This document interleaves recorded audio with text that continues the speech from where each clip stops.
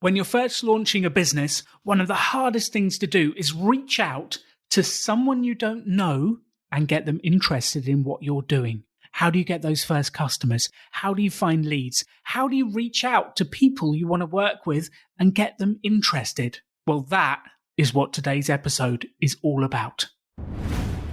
The extraordinary belongs to those that create it. Rebelling against business plans and debt, rebelling against what society expects of us to build cool businesses, make money, have fun, and do good.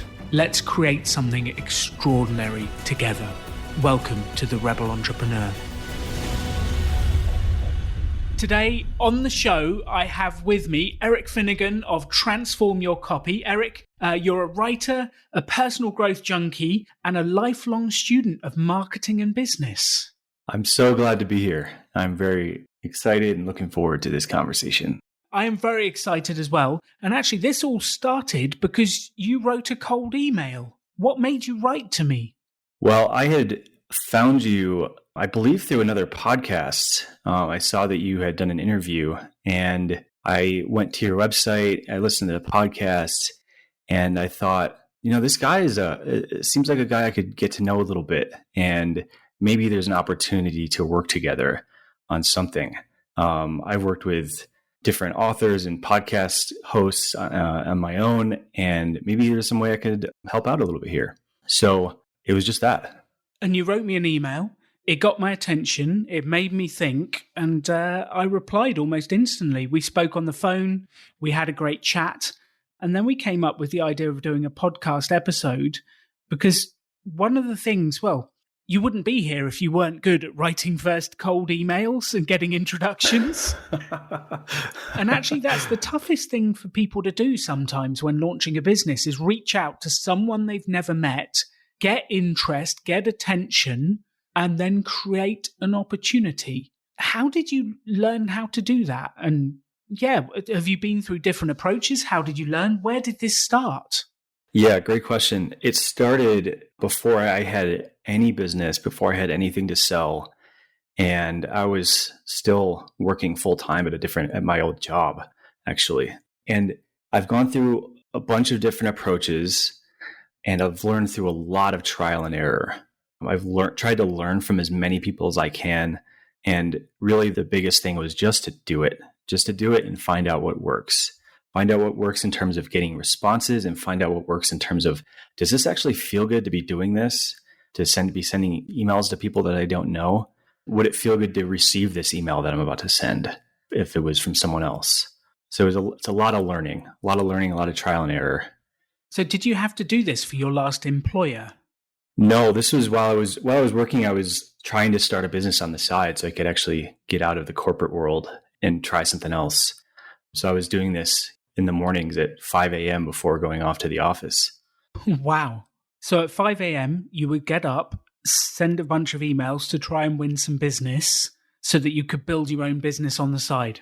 So I was doing this before I actually had a business, before I had a product to sell. And I had picked a market that I wanted to serve. And all I was trying to do was find painful problems in that market. And my thinking was that if I found painful problems, painful enough that someone would want to pay me to solve them. And that was going to be my business. So that's how it started.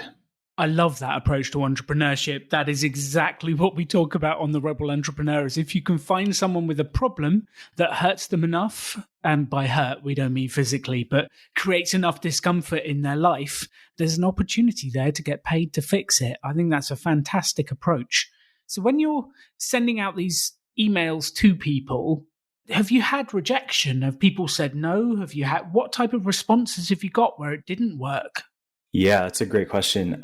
I would say early on, I was learning how to do it sort of like a very spray and pray approach, like find as many addresses as I could in this market, load them up into my software that I was using to send out cold emails, and then just hammer them 5 or 6 times. And the messages weren't personalized, other than trying to insert their first name into the greeting. And, one thing, I just didn't get a lot of responses. So I wasn't sure if they were actually being read. I wasn't sure if they were landing in people's inboxes.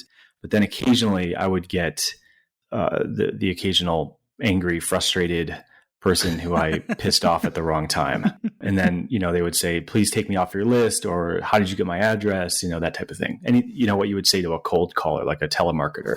Yeah. How did you find me? Why are you bothering me? Yeah. Where did this come from? Those sort of questions. You're in trouble when they ask those questions. Yeah.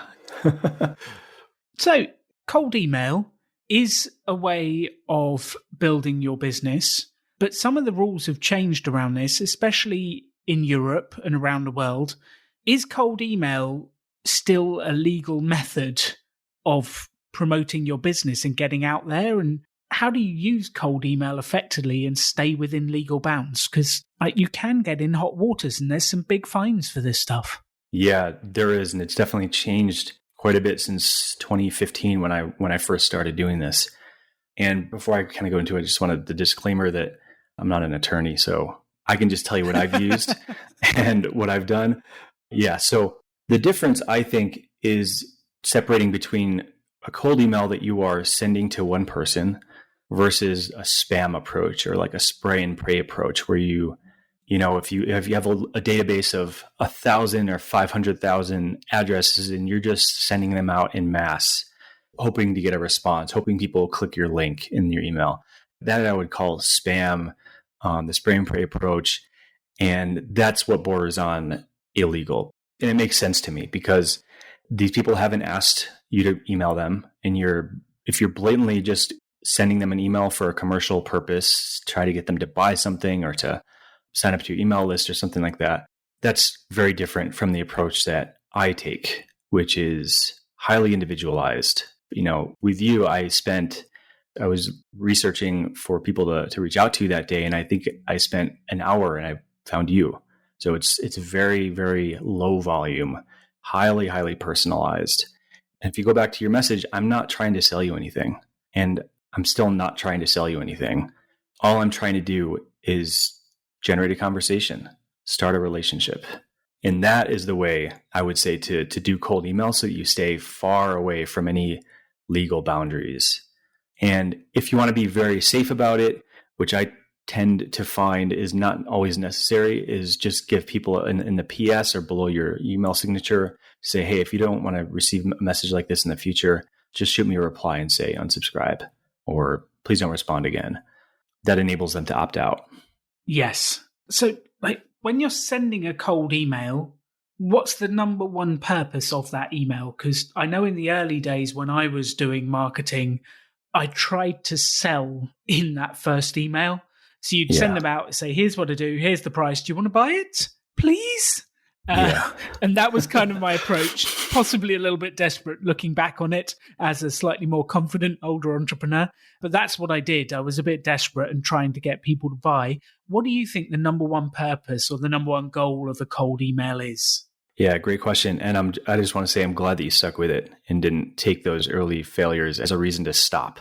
So that's, I think, something important to think of when starting with cold email. But the number one response, or the number one goal, is cold email is kind of like virtualizing or taking online those chance encounters at a networking event, for instance, where at the networking event, how would you think about how would you approach someone that you wanted to meet? Would you walk up to them with your brochure and your business card and try and jam it in their pocket or jam it in their hand and say, hey, call me?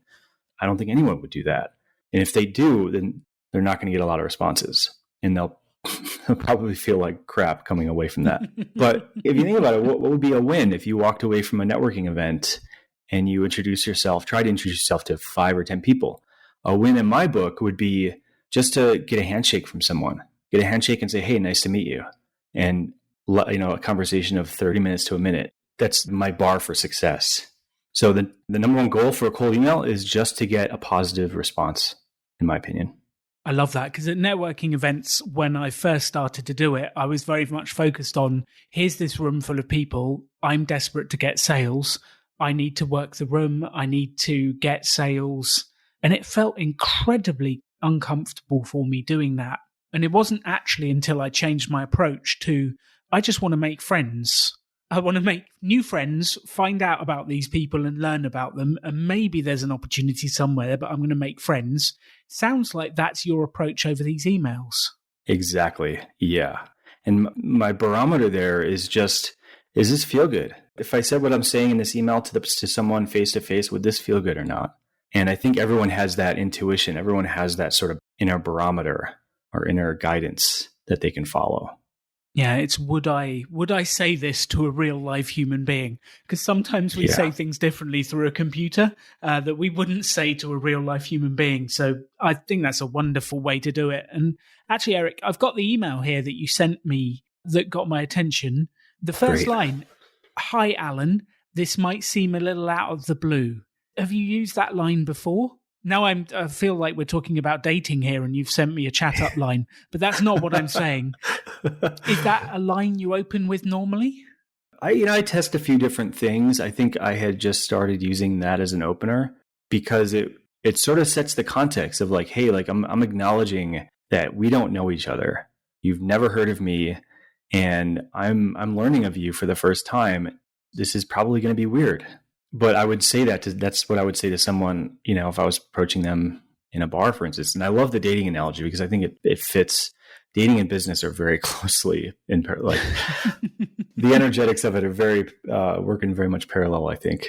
Then you say, but I love the podcast and really appreciate what you're doing to bring entrepreneurship to the masses through your events. I turned from corporate employee to solo entrepreneur 5 years ago because of trainings like yours. Best choice ever. I'm reading that going, cool. He's listened to the podcast. He knows what I do. He understands me because he's a solo entrepreneur as well. You had my attention by that. And then you sort of said, teaching about entrepreneurship like you do is super important work, in my opinion. And I wonder if there's a way I can help you reach more people. And my head obviously thinks about how can I help people to get businesses? How can I reach out? How can I help people get going? And you've struck upon something there. And then you tell me a little bit about you. I'm a sales copywriter and help purpose-driven companies like Pop-Up multiply their revenue and their impact with a variety of trust-building marketing strategies. I was like, that sounds cool. And you gave me a link to your website. If you like, you can learn more. I clicked on that link, don't you? I actually don't. I don't have any tracking for my cold emails anymore. I did click on the link. I read your website. You said you'd be happy to share ideas with me. And should we connect? And I thought, that's a lovely email. And I was like, yes, I want to connect. So run me through in your head, how do you structure a cold email to reach out to someone you've never met before? Do you have connect with them about their stuff and then say about your stuff? Or how do you structure it? Yeah. So before I write a single word, I just make sure that this is someone that, as best I can, make sure this is someone that I want to help. What's their message, right? So can I actually get behind what they're doing? So I think why I do that is because it makes that first paragraph, after this might seem out of the blue, where I talk about your business and teaching about entrepreneurship, and I had done something similar, or bring entrepreneurship to the masses. That was what it was. I'm like, I have a personal relationship with this exact purpose. I've gone through entrepreneurship courses. I've seen personally, and I've seen with a lot of my friends and colleagues what they can do for people, and they can change people's lives. It changed my life going from corporate to entrepreneur. So I'm in such great support of that right there as a mission. So I can just feel in myself that it's everything that I'm saying is authentic and real. I don't actually need a script at that point, but there is a little bit of strategy there. It's saying, hey, I've researched you. I've looked into what you're doing. I like what you're doing. I think it's a good thing. This isn't part of a mass email strategy that I'm doing. I can convey that your address is the only one in the to box in my Gmail right now. So very personalized, a way to let you know that I've thought about you, and I'm reaching out to you for a reason. And then where I say, I wonder if there's a way I can help you reach more people. For me, that balance is something what I find missing in a lot of cold email strategies that I've seen that are very like, hey, I know I can help you. Here's how. And that just seems very arrogant. It seems like I would have to know a lot more about your business to know if I can help you, where all I can see is what's public facing. So I don't actually know if I can help you yet. And I actually wonder. I'm actually very curious. So I'm balancing a lot of humility there about what I can bring to the table with curiosity. So then by that point, I imagine if you're still reading and you're interested, one objection you would have is like, who is this guy? Who is this guy that's reaching out to me? Why should I pay attention to what he says? I might get 50 of these a week or whatever it is. What sets this guy apart? Why should I spend my time with him?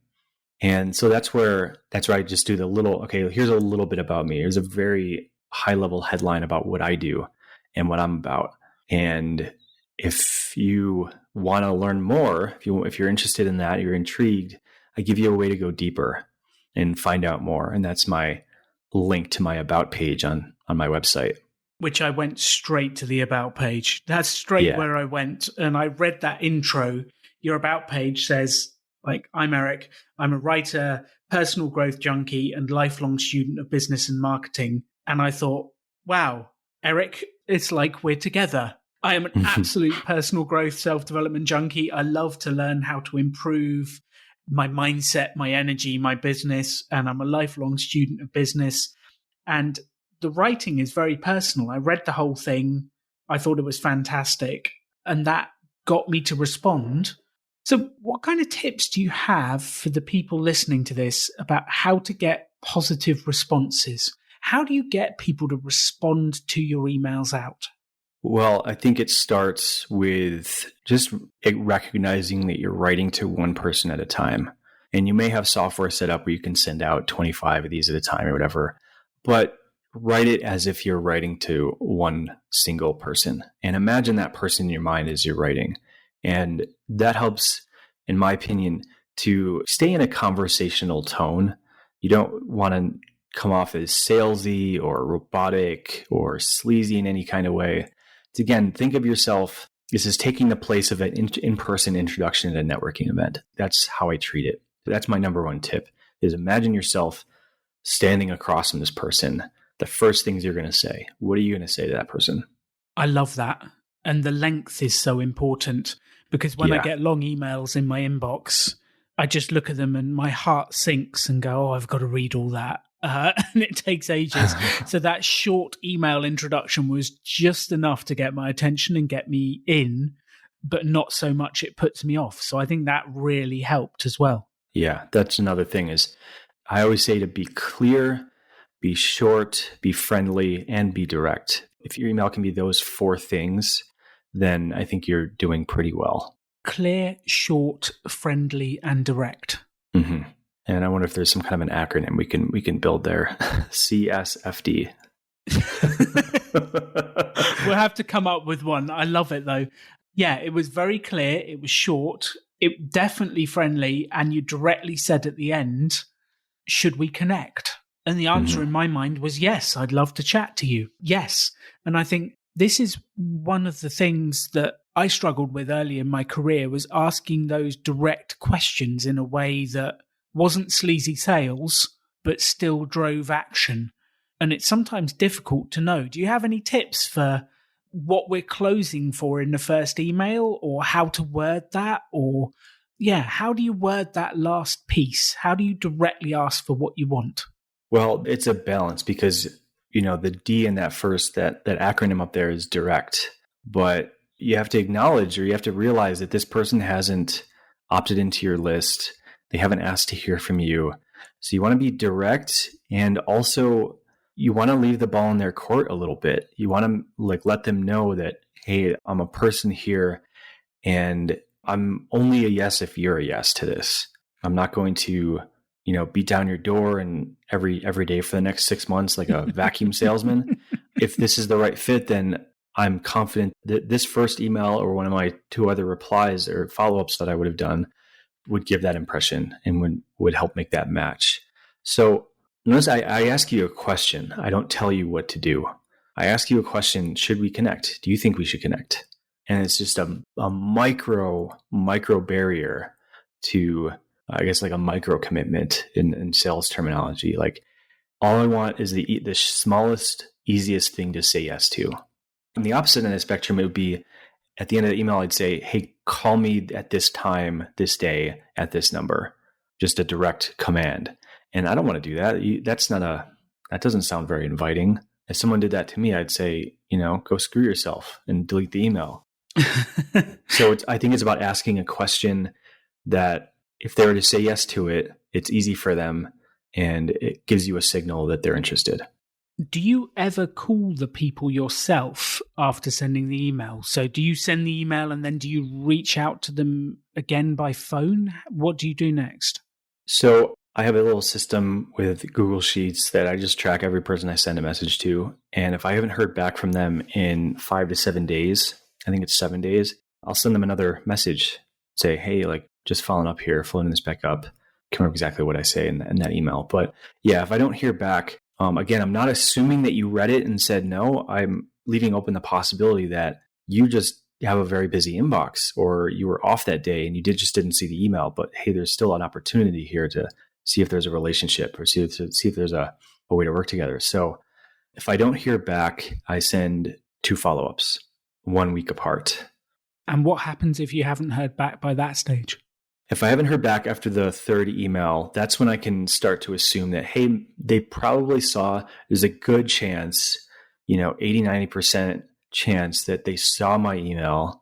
If they were tracking my open rates on that email, it's probably in the 75 to 85% range. So I'm betting you would have seen at least one of those and said, either said, no, now's not the time and I'm not going to reply and tell them that, or it just didn't grab your attention. So I stopped replying at that point and I set another timer for 60 days. And 60 days later, I would have reached out again. Interesting. So you don't let them off the hook?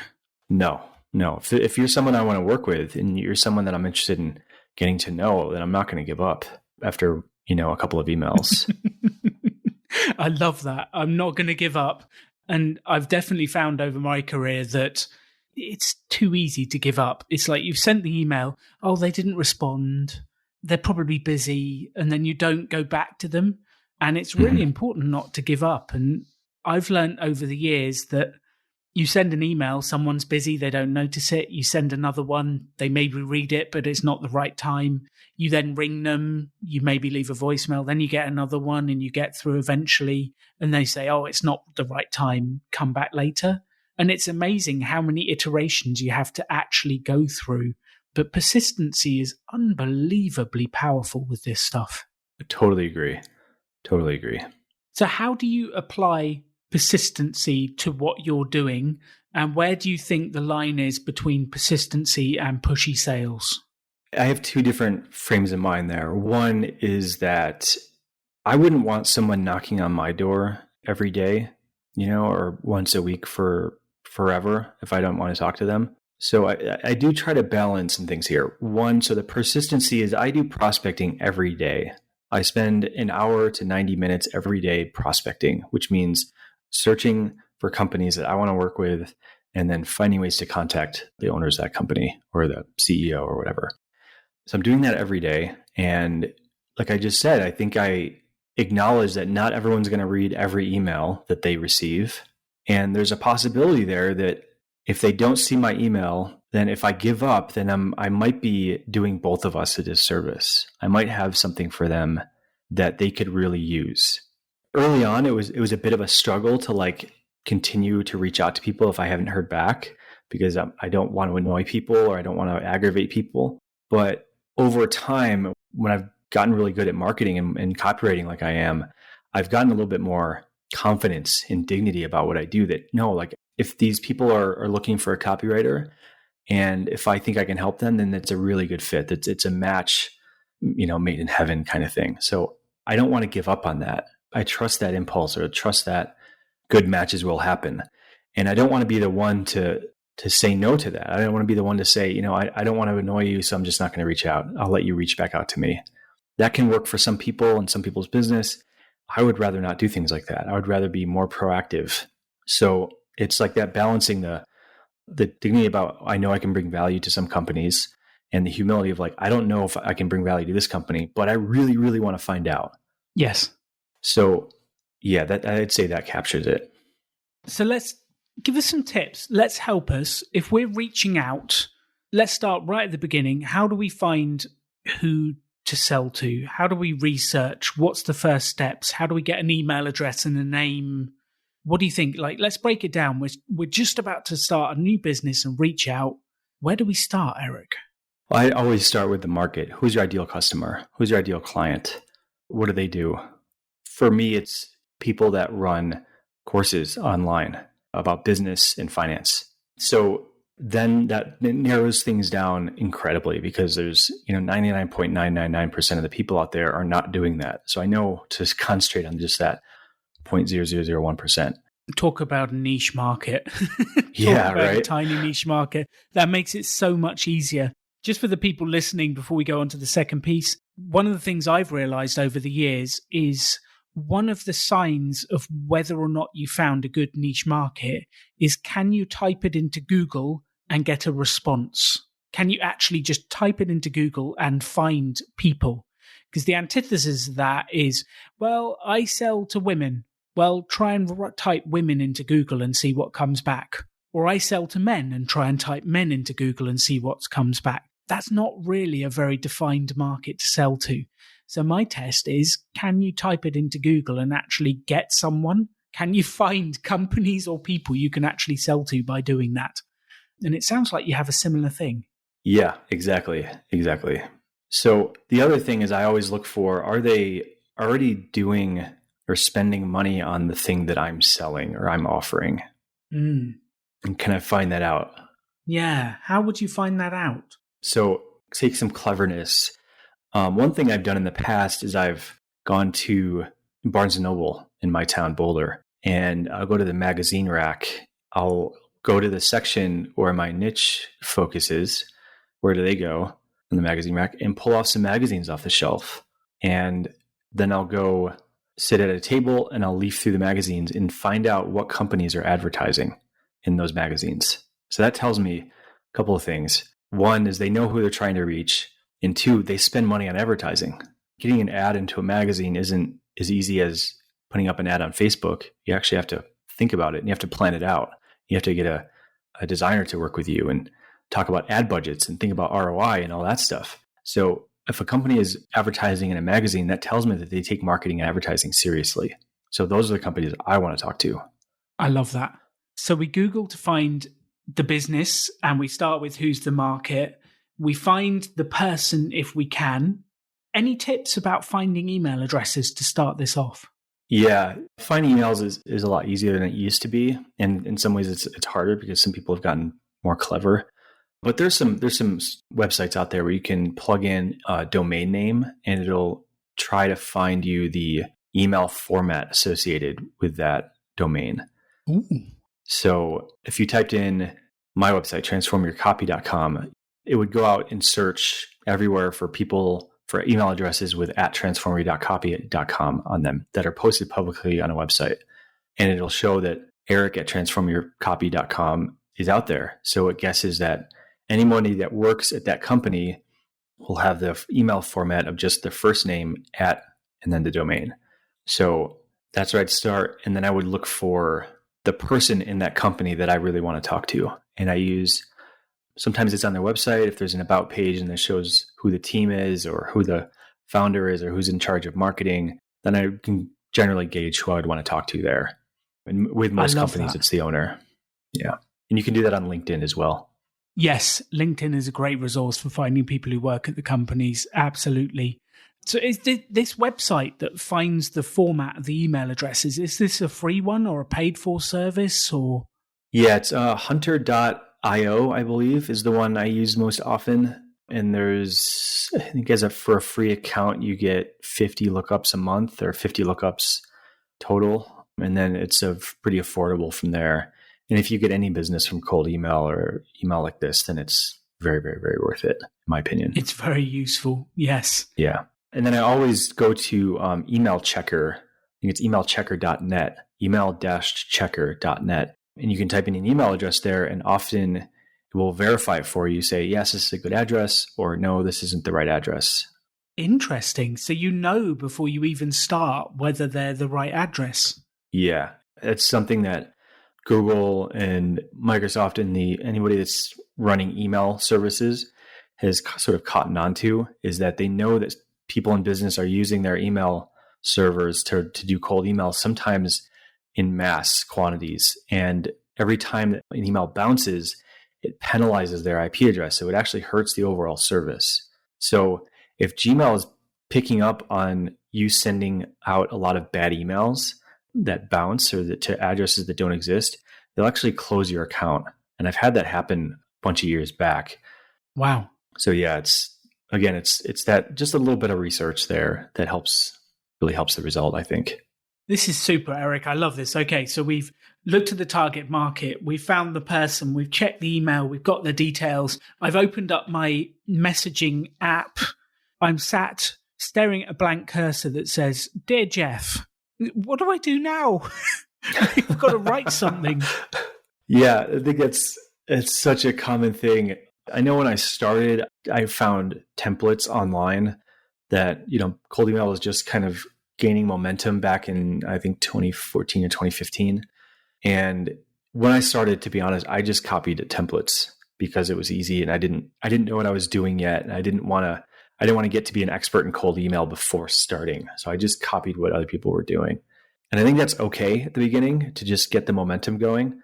But over time, and as you get, you spend more time doing this, you'll probably want to develop your own, because if the company is big enough, they've probably seen the template before. Your head of marketing at Disney has probably seen that cold email template 3 times in the last, 3 days. So yes, you want to develop your own, essentially. And what I would recommend is follow the format that we talked about earlier, where you start off by just acknowledging that this is a personal, and you're sort of demonstrating. You want to demonstrate that this is a personal message. You're not sending out to 500,000 people right now. You're sending it out to them. You've done your research. You know what they're about.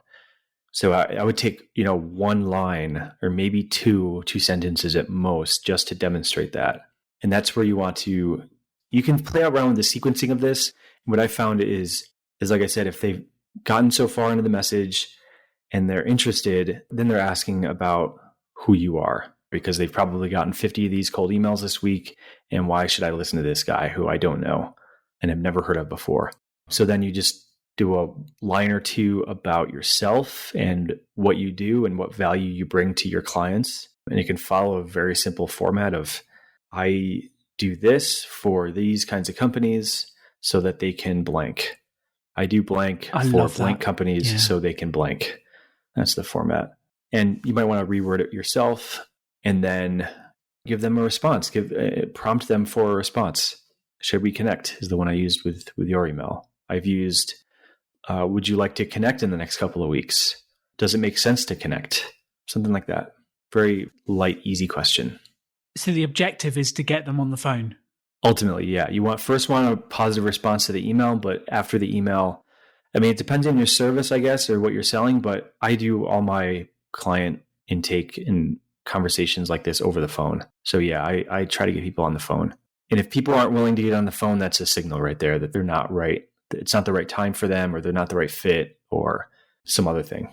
So Eric, when should I not use cold email?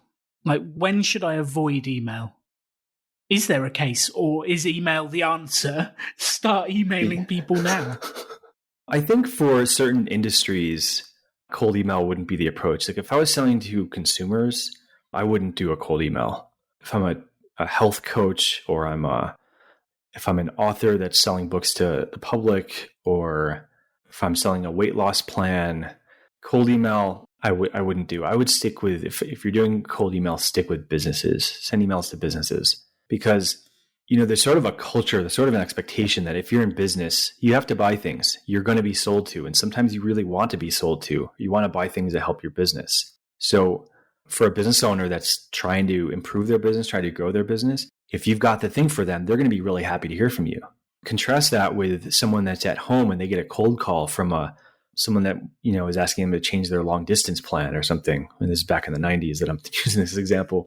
But think of, telemarketers that call your home at just sitting down to dinner. There's no expectation. There's no culture. There's no agreement. There's no implicit contract that you've agreed to buy things over the phone from people that you don't know or that you didn't call yourself. So broadly speaking, there's two markets. There's business to business, B2B, and business to consumer, B2C.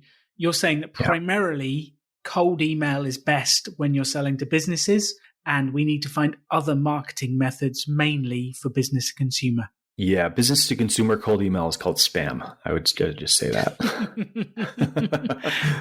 Except if they've opted in, if they found you through the website, if they've given you their email address and asked for it. But then that's not a cold email, that's a warm email, that's an incoming lead. So that's a completely different thing. Exactly. They've given you permission at that point. And a lot of people will actually say, by typing your email address into here and hitting submit, we are going to send you content and marketing messages. Yes. So, Eric, one of the most important things for me on the Rebel Entrepreneur podcast is that we are able to implement what we've been talking about, because we've got lots of business owners. There's probably 5,000 small business owners listening to this right now thinking, okay, I've got some ideas, but I want to set a challenge for people. I want to ask the audience to step up and do things, because I know that it's within the action that the results come. So if you were talking to the people who are listening right now, what would you tell them to do? What's the action you want them to take? I would say follow the process we just identified. If you don't have your market yet that you want to serve, go find your market. If you have them already, then go find a company in that market that you want to have a conversation with. Find someone at that company that you want to talk to, and use what we said to find their email address. Don't spend too much time researching. If you can't find it easily, move on to another company. But find that individual that you want to strike up a relationship with and send them an email. Just send one, and you'll see how really easy it is and how good it can feel to send it out from a place of wanting to serve. And when you get a response, that's just like candy. It's like Christmas. You'll see that the whole process actually can work. And for the right message and doing it the right way, the person you reach out to is going to be glad to hear from you, or they're going to be impressed, or they're going to be interested. Absolutely. And there is nothing better than that first positive response. But I do want to prep people. You're going to be ignored. People are going to ignore your emails. You're going to be rejected. What tips have you got for people on being ignored and rejected, Eric? Because it does happen. Mm-hmm. I would say, first thing, don't take it personally. It's not you, it's me. Right. Think of times where you've dropped the ball on getting back to someone that you've really wanted to talk to. It can just be as simple as that. You have to acknowledge you don't know why they didn't respond. It's not because they don't like you. It's not because you're annoying them. You just have really no idea. So don't take it personally as one. The other thing I would say is to follow up. Set a schedule to follow up in 7 days. Yes. The relentless follow-up is a key to this. And you're right. You never know why people ignore your emails. And it happens to me all the time. It happens to everyone. Like, we all have busy lives. And the key is to keep going with positivity. And I think it's the positivity that wins over the day. It's never, why did you not answer my email? It's always positively going back saying, oh, I've got an idea, or here I can help you, or I'd really love to still talk to you about this. It's the positive forward motion. Right. So I'm going to be a bit braver with the audience and say your challenge, if you are willing to accept it, is to send one cold email a day for the next 5 working days. Just one a day, and see what happens. Because I really want you to start doing this, because I know that the power in a business is when you start selling yourself. That's when the contracts start coming in, the people start saying yes. So please take what Eric has said, start sending some emails, and let's see where we get to with this. And Eric, your advice has been fantastic. I love what you do. Tell us once more about who do you primarily work with, and how does Transform Your Copy actually help these businesses succeed? Who's your primary market? My primary market is purpose-driven authors, entrepreneurs, and course creators. People that have a mission for their business beyond just profit. I think profit's great, and that's why businesses are around, to generate profit, or one of the reasons. But I want to find those companies that are up to something greater than that as well. And it can look like a lot of different things. I'm focusing mainly on people that train others in business and people that train others in finances at the moment. So that's who I work with. How I help them is I implement trust building marketing strategies and I write copy for funnels. So one example of this would be, I just had a client who has a podcast and we started working together and I built him a map of all the areas of his marketing that he's not doing, showed him all of the ways that he's not promoting his core product. He's not talking about it much on his podcast. He doesn't talk about it much on his email list. And I just pointed out to him, hey, if you do these small tweaks, you'll have probably pretty big results. So I pointed that out to him and he's like, cool. So how can you help me? And I said, well, I can write you an email sequence. I can write you a sales page. I can write you a webinar funnel. So I do that. So I start at the top. It's a very high level strategy. And then actually write the copy that goes on the emails, goes on the landing pages, on the sales pages, on the ads that actually get implemented. I love that, Eric. So where can people find out more about your business, or what website would they share with someone if they know someone in your target market? Transformyourcopy.com. Transformyourcopy.com. That's all one word, obviously. That's my website. And you'll find a little bit about me. You'll find a little bit about my services. You find out a little bit about what my clients have said about working with me. And there's a way to actually book a free consult there right on the front page. Big pink purple button. Can't miss it. I love it. Make it obvious and easy for people to get in contact. One of the things I always talk about on the podcast is it's great to know the theory, but the devil is in the application and actually doing this stuff. So how do you apply this and use it? And if you don't use the tools and techniques that Eric has been talking about, if you don't go out and actually send some cold emails and make some connections, it's the size of your action that creates the business you want to have. And if you're not sending the emails and marketing and reaching out to people, it's just not going to grow. Eric, thank you for coming on the show and being part of this. Do you have a last thought to share with the audience, or are you happy if we send them off to go emailing? Well, I would say just the last thing is stick to the process. Fall in love with the process of what you're doing as a starting entrepreneur or starting your first business, because it's not just doing the one thing the one time, as you were saying, Alan. It's the process. It's following it consistently over time. And if you can win the process, then you're going to win everything. I love that. Turn it into a habit. Send the 2 emails a day. Let's turn marketing and sales into a daily activity that will build the business of your dreams. Thanks for listening to The Rebel Entrepreneur. Go get 'em. You can have any life you want to. Choose to build something cool. Choose to take action. Choose to work to make your dreams become reality. Stand out. Be different. Be yourself. Be a rebel entrepreneur.